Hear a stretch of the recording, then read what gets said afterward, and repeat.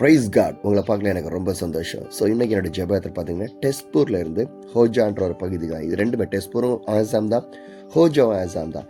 2023 வருஷம் இங்கே பார்க்குற இதே வீட்டில் தான் நான் தங்கியிருந்தேன்.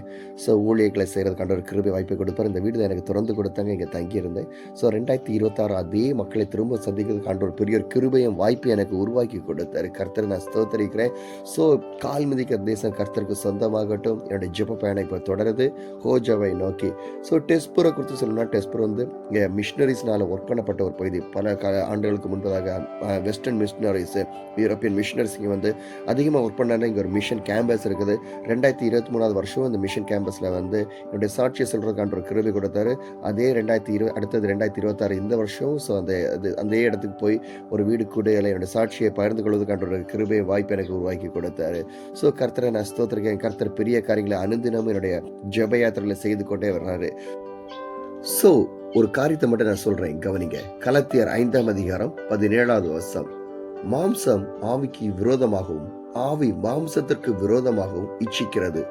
நீங்கள் செய்ய வேண்டும் என்கிறவைகளை செய்யாதபடிக்கு இவைகள் ஒன்றுக்கொண்டு விரோதமாய் இருக்கிறது என்று பரிசுத்த வேதம் தெளிவாக சொல்கிறது. மாம்சம் ஆவிக்கு விரோதமாகவும் ஆவி மாம்சத்துக்கு விரோதமாகவும் இச்சிக்கிறது என்று வேதம் தெளிவாக சொல்கிறது. இச்சை என்பது ஒரு பாவம். ஸோ அந்த இச்சையிலும் மாம்சம் விழுந்து கொண்டே இருக்கிறது. எது ஆவி செய்ய வேண்டும் நினைக்கிறதோ அதுக்கு சரீரம் ஒத்துக்கொள்ளவில்லை, சரீரம் எது செய்கிறதோ அதுக்கு விரோதமாக ஆவியும். ஸோ இது ரெண்டுக்குமே வந்துட்டு எப்பவுமே ஒரு யுத்தம் நடந்து கொண்டே இருக்கும். ஆவிக்கும் சரீரத்துக்கும் எப்பவுமே ஒரு யுத்தம் நடைபெற்று கொண்டே இருக்கும். எத்தனை பேர் உங்க வாழ்க்கையில் நீங்க உணர்ந்திருக்கீங்கன்னு எனக்கு தெரியல. ஆவிக்குரியபடியில நம்ம வாழணும்னு ஆசைப்படுவோம், ஆனா மாம்சத்தின்படி அதை செய்ய முடியாம போயிடும். இச்சையானது வந்துடும். இச்சையானது கர்ப்பம் தரித்து பாவமருன்றது வேதம் தெளிவாக சொல்லுகிறது. ஸோ இச்சை என்பது அதிகமாக பாவத்தை தூண்டுமா இருக்கும். அப்ப எதை வச்சு அது தூண்டுதுன்னு பாத்தீங்கன்னா, சரீரத்தை வைத்துதான் தூண்டுகிறது. பாவம் பல விதங்களில் உருவாகி வருகிறது. பாவம் பல விதங்களில் வருகிறது. ஸோ எப்படி சொல்ல, நம்முடைய சரீரத்தை வைத்துதான் அந்த சாத்தான் பலவிதமான காரியங்களை செய்து கொண்டே இருக்கான். ஆதியிலிருந்து தொட்டு இந்நாள் வரைக்கும் சரீரத்தை பயன்படுத்தி தான் பலவிதமான பாவங்கள், ஸோ பலவிதமான காரியங்களுடைய வாழ்க்கையில் நடந்து கொண்டே இருக்கிறது.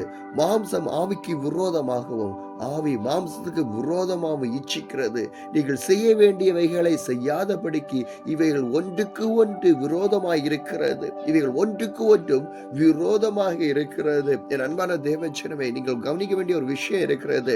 வாலிப நாட்களானாலும் சரி, எந்த ஒரு நாட்களாலும் இன்னைக்கு பாவத்தை மேற்கொள்ள முடியாதபடிக்கு இன்னைக்கு அநேகர் தவித்துக் கொண்டே இருக்கிறீங்க. இச்சையினால் உள்ள பாவங்கள், பலவிதமான பாவங்கள், மாம்சம் பாவங்கள், பலவிதமான பாவங்கள் நம்ம வாழ்க்கையில தொடர்ந்து கொண்டே வருகிறது. நான் ஆண்டவரை ஏற்றுக்கொண்டே ரட்சிக்கப்பட்ட ஞானஸ்தானத்தை பெற்றுக்கொண்டே என்னால இந்த பாவத்தினால மீண்டு வர முடியல. இன்னைக்கு நிறைய நீங்க தவித்துக் கொண்டே இருக்கிறீங்க. காரணம் இந்த மாம்சமானது திரும்ப நம்முடைய இச்சையில் நம்மளை தள்ளி கொண்டே இருக்கிறது. ஆனா இதுல இருந்து நம்ம ஓவர் கம் பண்ணி வரணும். இதுல இருந்து இந்த தடையை நம்ம தாண்டி வரணும். இந்த பாவத்தை நம்ம தாண்டி வரணும். நம்ம முயற்சிகள் செய்ய வேண்டும். முயற்சிகள் செய்ததான் ஆண்டவர் நமக்கு உதவுகள் செய்ய முடியும். முயற்சிகள் செய்யவில்லை என்றால் ஆண்டவர் எப்படி நமக்கு உதவுவாரு? அப்ப நம்ம முயற்சி எடுக்கணும். ஆண்டவரே, இந்த பாவத்தை நான் மேற்கொள்ளணும், அதுக்கு எனக்கு உதவி செய்யுங்க ஆண்டவரே. ஆண்டோட கேளுங்க. சில பாவங்கள் உபவாசத்துல மட்டும் நம்மளால அதை செய்ய முடியும். சோ உபவாசம் ஜெபிங்க. நீங்க எவ்வளவு தூரம் உபவாசம் ஜெபிக்கிறீங்களோ அந்த அளவுக்கு சாத்தான் உங்களை நெருங்க மாட்டாங்க. மாம்சத்தை அந்த அளவுக்கு பாவத்தில் அவன் கொடுக்காத படிக்கு உங்களால் அந்த பாவத்திலிருந்து மேற்கொள்ள முடியும் என்று வேதம் தெளிவாக சொல்லுகிறது. வேதம் எதை சொல்லுகிறதோ அதுதான் உங்கள்ட்ட பகிர்ந்து கொண்டே இருக்கிறேன். மாம்சம் ஆவிக்கு விரோதமாகவும் ஆவி மாம்சத்துக்கு விரோதமாகவும் இச்சித்துக் கொண்டே இருக்கிறது. பாவத்தில் விழுந்து விடாதபடிக்கு நீங்கள் எச்சரிக்கையா இருக்க வேண்டும் என்று சொல்லுகிறேன். பாவத்தின் சம்பளம் மரணம் என்று வேதம் தெளிவாக சொல்லுகிறது. கலாத்தியர் அழகாக சொல்லப்பட்டிருக்கிறது. மாம்சத்தின் பாவங்கள் நம்மளை தூண்டி கொண்டே இருக்கிறது. மாம்சத்தின் இச்சைகள் நம்மளை தூண்டி கொண்டே இருக்கிறது. நம்ம ரோட்ல போகும்போது சரி, எங்க போகுது, ஒரு மொபைல் எடுத்து அதுல சில விதமான பாவங்கள் வருது. ரோட்ல நடந்து போன நம்ம கண்கள்னால சில பாவங்கள் இச்சிக்கப்படுகிறது. ஸோ இதெல்லாமே மாம்சத்துக்குரியதான். பண ஆசை மாம்ச இச்சை தான். உணவுல இன்னைக்கு சரி பார்த்தீங்கன்னா சாப்பாடுலயே அதிகமான கனசல், அதுவும் ஒரு விதமான பாவங்கள் தான். பாவம் இன்றைக்கு பல விதமாக அதாவது பல விதமாக ஜோடிக்கப்பட்டு பல விதமான காரியங்கள் செய்து கொண்டே இருக்கிறது. எப்படியாவது பாவத்துல மனிதன் விழ வைக்கணுமே, எப்படியாவது பாவத்துல தூண்ட வைக்கணுமே. அவனை சரீரமானது தூண்டப்பட்டு கொண்டு, ஆனா சரீரத்துக்கு எதிர்த்து நில்லுங்க. ஆவியோடு இணைந்திருங்க. உங்க மாம்சமும் சரீரமும், உங்க மாம்சமும் உங்களோட ஆவிக்குரிய வாழ்க்கையும் அது இணைந்திருக்க வேண்டும். அது பிரிந்து இருக்க ஆகாது. Your flesh does not care about the holiness.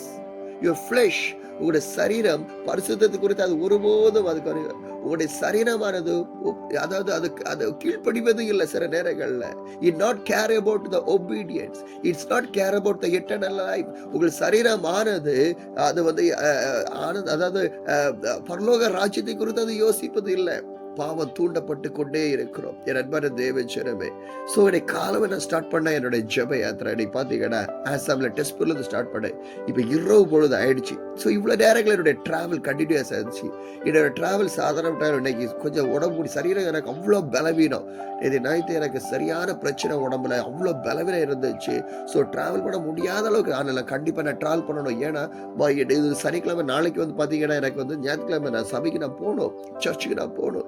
இங்கே இருந்தேன்னா என்னோட சரீரத்தை நான் பார்த்துக்கிட்டே இருந்தேன்னா ஒன்றும் ஆகாது. அதனால கிளம்பி போயிட்டேன். ஸோ அந்த இரவு பொழுது நான் ட்ராவல் பண்ணும்போது என் சரீரம் அவ்வளோ ஒத்துக்குள்ள இல்லை, பலவீனங்கள் தான். அந்த பலவீனத்திலும் ஆண்டவர் எனக்கு பலத்தை கொடுக்கிறான்னு சொன்னார்ல பவுலை பார்த்து, என் கிருபை உனக்கு போதும், என் பலவீனத்தில் பலன் பூர்ணமாக விளங்கும் என்று சொன்ன வாக்களித்த தேவன் இன்னைக்கு நம்ம கூட இருக்கிறார். அந்த கர்த்தர் நம்மளை பாதுகாப்பார். 2 கொரிந்தியர் 5ஆம் அதிகாரம் 10வது வசனம் சொல்லுகிறது, ஏனென்றால் சரீரத்தில் அவன் செய்த நன்மைக்காவது தீமைக்காவது தக்க பலனை அடையும் படிக்கு நமக்கு எல்லாருக்கும் கிறிஸ்துவின் நியாயசனத்திற்கு முன்பாக வெளிப்பட வேண்டும் என்று வேதம் தெளிவாக சொல்லுகிறது.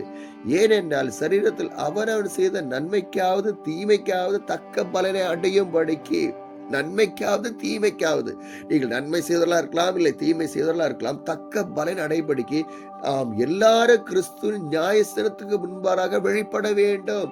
நம்ம எல்லாருமே நியாயத்தீர்ப்பு நாள்ல அவருக்கு முன்பாக நம்ம வெளிப்பட வேண்டும். ஒரு மனிதனும் நியாயத்தீர்ப்பு நாள்ல நம்ம தப்பித்துக் கொள்ள முடியாது. நியாயத்தீர்ப்பு நாள்ல நம்ம ஆண்டுடைய சமூகத்தில் நின்றே ஆக வேண்டும். நான் நன்மை செய்தாலும் சரி தீமை செய்தாலும் சரி, ஆண்டு கேட்கின்ற ஒவ்வொரு கேள்விக்கும் நாம் பதில் கொடுத்தே ஆக வேண்டும். சோ மாம்சத்தின் படி உங்கள் வாழ்க்கை இருக்கக்கூடாது. உங்கள் வாழ்க்கையை மாற்றுங்கள். மாம்சத்தின் நிச்சயிலிருந்து அந்த பாவத்திலிருந்து நீங்க வெளியே வாருங்க. அப்பதான் ஆண்டு உங்க வாழ்க்கையில உதவி செய்ய முடியும். இச்சையின் பாவம் உங்களை தூண்டிக் கொண்டே இருக்கும். அந்த பாவத்தில் விழுந்து விடாதபடிக்கு எச்சரிக்கையா இருங்கள்.